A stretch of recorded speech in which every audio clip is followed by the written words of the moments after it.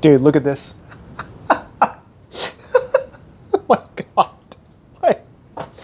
Why does this exist? With season 4 of Food Wars coming to an end, I feel like this is the only dish that would be fitting to start the new year. How's it going, fellow foodies? My name is Chef PK here on Foodie Friday, the show where we bring anime and video game food to life. If you're new to the channel, hit the subscribe button and hit that bell so you never miss another episode. We make cooking videos like this every single week. So coming fresh off of the heels of season 4, where we got to see Soma and Erina do their thing, I'm not gonna spoil it for those of you who haven't seen it, but it's pretty epic. We have to try to stuff all of this into this. The first thing we're going to need to do is actually marinate our steak. To make the marinade, we're going to juice 1 orange, add about a tablespoon of honey, and grate about a half of an onion into a bowl. His secret ingredient is the yakiniku sauce, so I just go ahead and liberally apply this to my marinade base. Once you have all of your ingredients mixed up together, we're going to go ahead and lay all the steak into this and just make sure it's really well covered. Luckily, my local butcher did have some really thin cuts of steak that I was able to use for this and not have to cut it myself. Throw a lid onto your bowl and marinate for this for about 4 hours.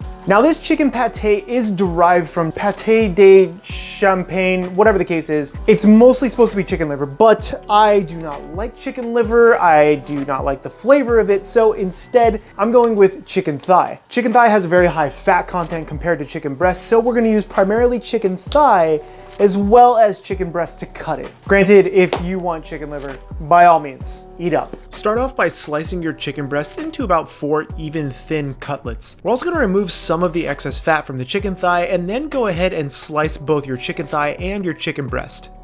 I'm gonna be using a meat cleaver to chop this up, but feel free to put this in a food processor.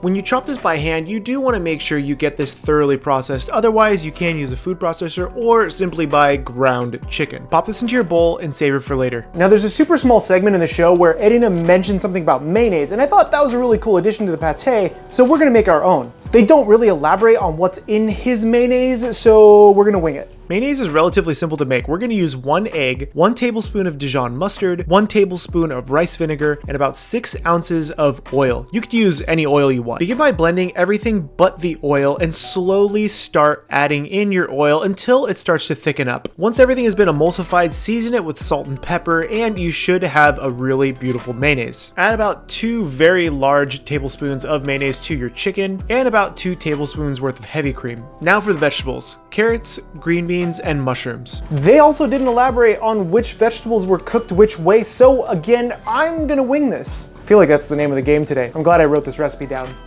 We're first going to start with our mushrooms. Go ahead and remove the stems and save these for stock if you would like to do that. Slice them super thin into a julienne and then finally into a brunoise. When everything's said and done, you should have really gorgeous bits of mushroom. Throw these into a bowl to get ready to saute.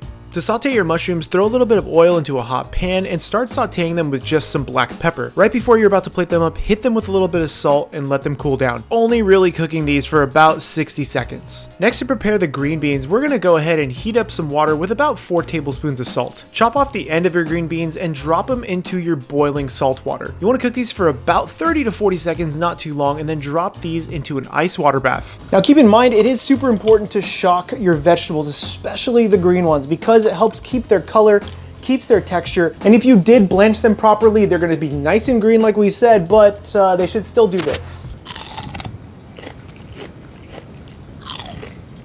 That's a good green bean. Once our green beans have cooled down completely, we're going to slice these into little rounds. These don't have to be perfect, but you want them about the same size as your mushrooms. Now for the carrots, we're going to go ahead and clean these up and peel them, and then we're going to go ahead and slice them into fairly thin slices. Once you have your nice slices, we're going to put these on some aluminum foil, dress them with a little bit of olive oil, salt, and pepper, and then bake them in the oven at 400 degrees for about 12 to 15 minutes. This will give them a beautiful roasted flavor. Now to cut these, you want to slice these fairly thin, and then we're going to brunoise these to the same size as the mushrooms. Now that we have all of our vegetable ready, we're going to add our roasted carrots, our blanched green beans, and our sauteed mushrooms to our chicken and mayo. Give this a good stir until it's fully incorporated. Take about a tablespoon of your chicken mixture and saute it up to give it a taste. It's definitely not pretty, but you want to do this just to make sure you taste for salt, taste for pepper, anything else you may want to add.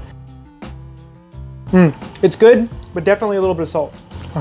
Yeah. Now that we've fully seasoned our chicken mixture, we're gonna spray the inside of these two cute little pans. We're gonna line these with parchment paper just to prevent any of that chicken from sticking, and then fill these to about 3/4 way full. You don't wanna fill these up too much. We're also gonna use a little bit of plastic right on top to tamp these down, and then trim off any excess parchment paper. We're going to line them with plastic and then line them with aluminum foil and put them into a bigger Ziploc bag. If you wanted to do these, you could easily do these in a water bath in the oven at 325 degrees. Just make sure that that water doesn't climb over the top of these, just about halfway up, and you should be good to go. But I'm gonna be lazy and I'm gonna use this. It's fine. After being in our sous vide for about an hour and a half, I went ahead and temped these to 158 degrees, which is perfect for what I need. Remove both pâtés from the water bath and remove them from the pan. Careful, these are gonna be somewhat hot, and look at that chicken compressed glory. Next, bust out your thick cut bacon. For each pâté loaf, I used about 4 strips of bacon, laying them side by side, slightly overlapping each other. Lay your pâté loaf somewhat closer towards the bottom and start rolling your bacon over it. You want to try to create a seam so that way you have a side to fry down first. Over medium heat, throw in a little bit of oil into your sauté pan and sear it seam side down. This is going to prevent it from really opening up while it's searing. You do want to make sure that you sear each and every side to get some nice color and texture on that bacon. Because let's be honest, no one wants soggy bacon. Once your bacon is beautiful and golden, put this onto a wire rack to cool down. Now it's time for meat layer number 2. You're going to remove that marinated steak from your marinade, pop it onto a plate or cutting surface, and try to wrap this around your bacon chicken log. Sear this seam side down if you can find one, and hopefully it stays together, which, yeah, that didn't happen, did it, big guy? So for attempt number 2, I actually used butcher's twine to enable myself to wrap the steak around that bacon pâté, and after getting a few strings all the way around, it held up beautifully in searing. You're once again going to want to sear each and every side. Now, unfortunately, because of the amount of sugar in the marinade, it does burn relatively quickly, so you want to make sure you're paying attention to this.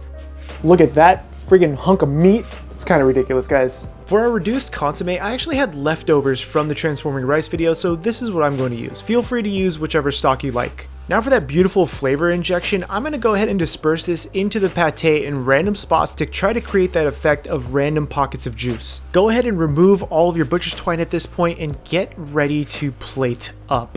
And since I couldn't find a place that would sell me a nice small bone, I got chopsticks. Insert your chopsticks ever so slowly. Dude, look at this. Oh my god. Why does this exist? Okay, here we go. Let's plate this sucker up. It goes on a white plate. That's about it. I made some extra sauce with yakiniku and yuzu juice before the plate up.